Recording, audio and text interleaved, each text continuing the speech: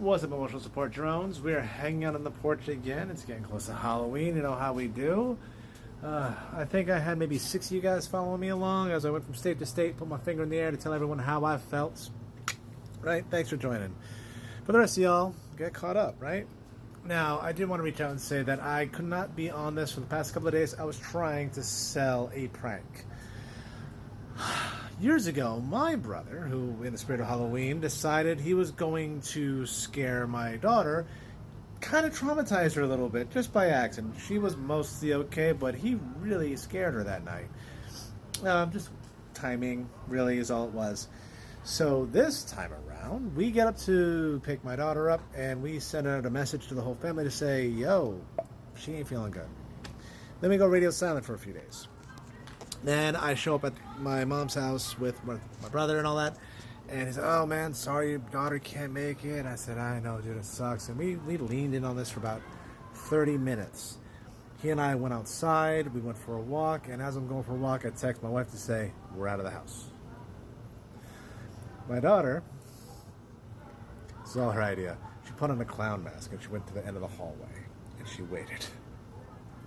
We went around the block.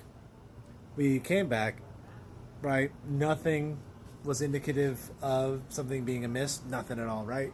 And we're having a conversation. We're staring at each other like this, just back and forth for like a good 5 minutes. But I see her out of the corner of my eye because you know she's there. And like you kind of slowly see it wash over his face that he's hoping he doesn't see something out of the corner of his eye. But mid-sentence, he glances over. Like, he didn't scream, he didn't squeal. He just kind of like tensed up. You know how people do that when you hit that right note when like nope, can't react. Yeah, he did that, and she was so happy. Right, that is all the good news that we have for our Halloween season so far, because turns out somebody at my job, life happens and they had to quit, unfortunately. But that kind of screws my whole holiday over. I have my daughter down for all of 9 days. I just lost 4 of them, including Halloween. So instead of being out of work at 5 o'clock on Halloween, I'm not out of work until 8:30. And for those of you who have kids, you can attest to this. That means that I missed trick-or-treating. So I can still make something of the evening. I'm not going to let it ruin my holiday, but I am so heartbroken. But that's how we do, right? C'est la vie, no?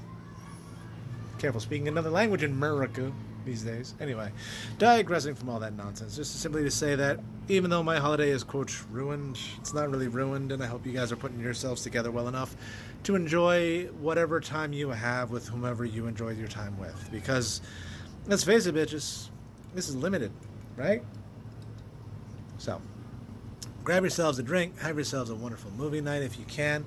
I'm going to try to squeeze in as many horror movies as I can for these next 2 nights to kind of round out the whole holiday, and I will be making sure that on Friday night when I clock out at 8:30, I'll be putting on Halloween.